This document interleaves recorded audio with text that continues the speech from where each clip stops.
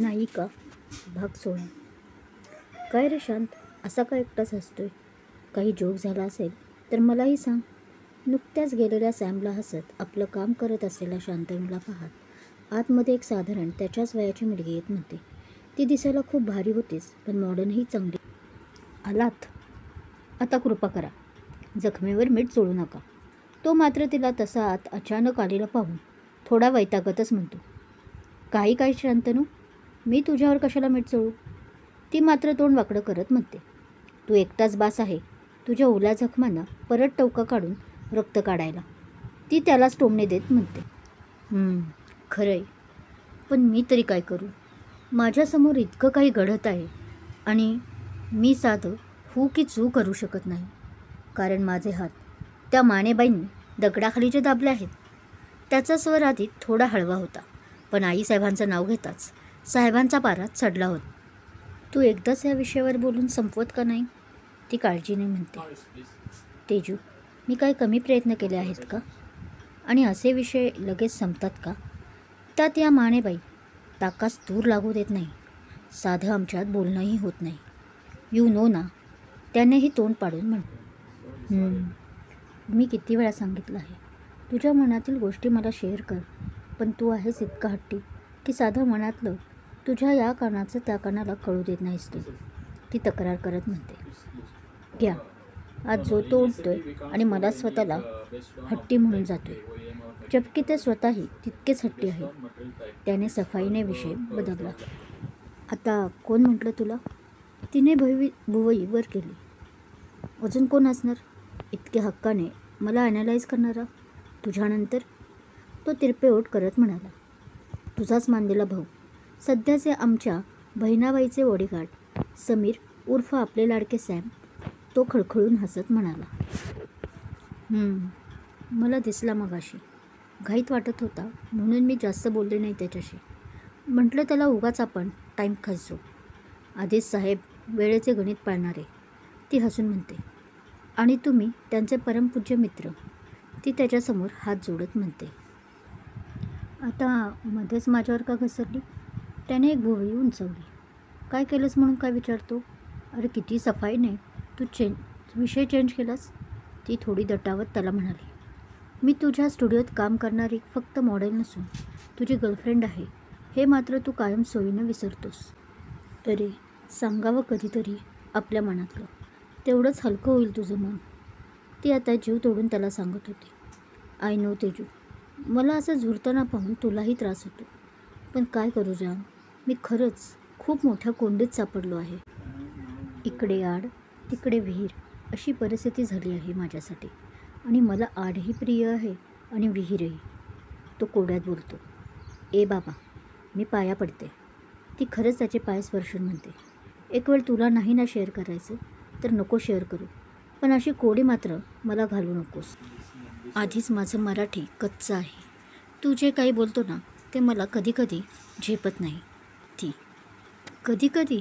तो आता यावर खळखळून हसतो. अगं माझी येडे, तुला कायमच माझे शब्दभांडार डोक्यावरून जातात. पण आता तरी बरं आहे की तुझा शब्दसंग्रह वाढला आहे. अर्थात गुरु कोण आहे आपला म्हणा. तो हसूनच बोलतो. आपणच. आणखी कोण असणार?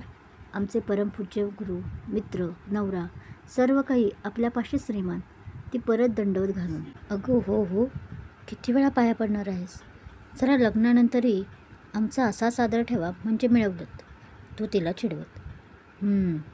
तो आदर तुझ्याबद्दलचा कायम तसाच राहणार आहे शांतनू. You know better. आज जे काही आहे मी ते फक्त तुझ्यामुळेच तर आहे.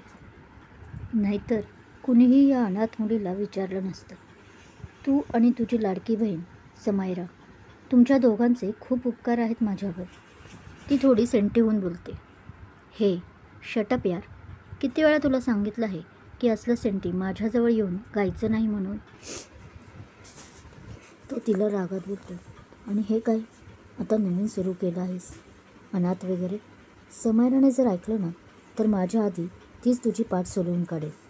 आणि बाय द वे, आपल्याला मॉम डॅड आहे जगात याचा विसर पडलाय काय? ते आणि माझे मॉम डॅड, ज्यांना मी जगले की मेले याच्याशी मतलब नाही.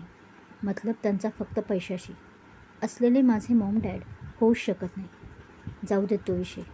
बाय द वे, समायरा कुठे गेली आहे? अजून आली नाही का शूटिंगला? तिने विषय चेंज करत म्हणाली. शिकलीस की माझ्या संगतीत राहून. तो हलकी स्माईल करत. काय? तिने आपली सवयीप्रमाणे एक भुवई उडवली. हेच विषय चेंज करायला? तो डोळा मारून म्हणतो, यावरती आपलीच कृपा अशी ॲक्शन करते. समायरा गेली आहे त्या विक्रांत नंबरकरचा नवीन प्रोजेक्ट साईन करायला. येईलच ती, तो माहिती देतो. कोणता न्यू प्रोजेक्ट? आणि ती एकटीच गेली? आमचे बंधुराज नाही गेले सोबत? तिने आश्चर्याने नाही ग, उलट तोच हा बॉडीगार्डचा जॉब सोडतो आज म्हणत होता. कसं बसं समजावलं आहे मी. समायरा आजकाल खूप उद्धट वागत आहे.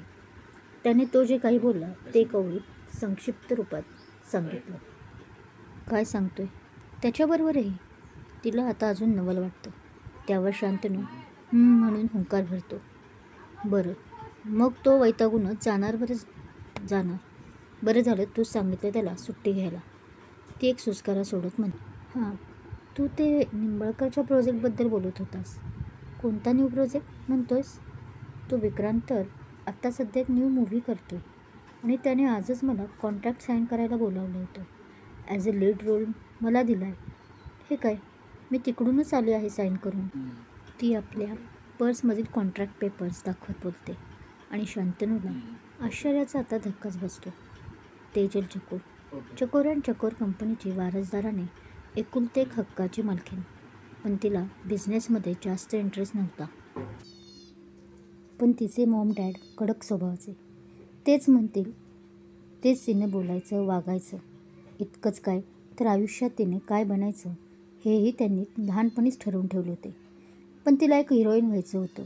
तिला हा सोन्याचा पिंजरा नकोसा वाटत होता. नकळत ती तारुण्यात भरडत गेली. समायराला एकदा ती पबमध्ये भेटली 4 वर्षापूर्वी. तेव्हा हळूहळू तिची ओळख या माने परिवाराशी झाली. मानेबाईंनीही तिला जवळ केलं कारण तिची प्रॉपर्टी. पण तिलाही हिरोईन व्हायचं आहे हे ऐकून मानेबाई तिच्यावर आग्रह करत होत्या. पण समायरा आणि शांतनू व बाकी परिवाराने तिला सपोर्ट केला. आधी तिला दारू, ड्रग्स या व्यसनातून सोडवलं आणि हिरोईन बनवलं. त्याचवेळी तेजल आणि शांतनू कामाच्या निमित्ताने जवळ आले आणि कधी एकमेकांचे बनले कळलंच नाही. दुसरा दिवस दिल्ली. आज बरोबर परवीन आपल्याला 1 वर्ष झालं आहे असं राहून. समोरच्या कबुतरांना दाणे टाकत असलेली एक व्यक्ती बुरखातल्या व्यक्तीला बोलते. हाँ, 8 साल हो गया हमें, पर पता भी नहीं चला. त्या बुरख्यातील व्यक्ती बोलते. तिचे डोळे फक्त दिसत होते. तुला समजलं नसेल, पण माझा एकूण एक दिवस, एक सेकंद कसं काढत आहे तुझ्याशिवाय. ती व्यक्ती आता जास्तच रोमॅन्टिक होत म्हणते. ओ हॅलो सॅम, मी तुझी गर्लफ्रेंड नाही जे तू मला एवढं मिस करायला. आपण फक्त एक चांगले फ्रेंड्स आहोत. ती बुरख्यातील व्यक्ती त्याला समजावून सांगत म्हणते. रागवलीस काय तू माझ्यावर, जे इतकी मला तोडून बोलत आहेस? अरे यार, खरंच मला वेळ नाही मिळत या बॉडीगार्डच्या जॉबने. आणि हा जॉब मी करावा अशी तुझीही इच्छा होती ना परवीन? त्याचा बोलताना कंठ दाटून आला होता. आणि हो, हाच आपला समीर सॅम होता. क्रमशः अजूनही गोंधळ. परवीन कोण आता? नवीन कॅरेक्टर पाहून कपाळावर आठी पडली असेल. त्यात शांतनूची ही गर्लफ्रेंड तेजू. पण तिची काळजी करू नका, कारण ती सपोर्ट ॲक्टर आहे. जसं शांतनू तसं ती. आता मोठा भाऊ म्हटलं की मग वहिनी येणारच ना. पण तरी मनात म्हणत असाल, आप लेखिका मॅडम कहना क्या चाहती हो? पण मीही यावर नेहमीप्रमाणे एवढंच म्हणेल, बी पेशन्स. कथा जसजशी पुढे सरकेल तसं मनातील अनेक प्रश्न आपोआप दूर होतील. तोपर्यंत कथा मात्र ऐकत राहावी. आणि भाग कसा वाटला कमेंट करून नक्की सांगा. कथा आवडत असल्यास लाईक करा, कमेंट करा, शेअर करा. आणि हो, अजूनही चॅनल सबस्क्राईब केला नसेल तर सबस्क्राईब जरूर करा. धन्यवाद.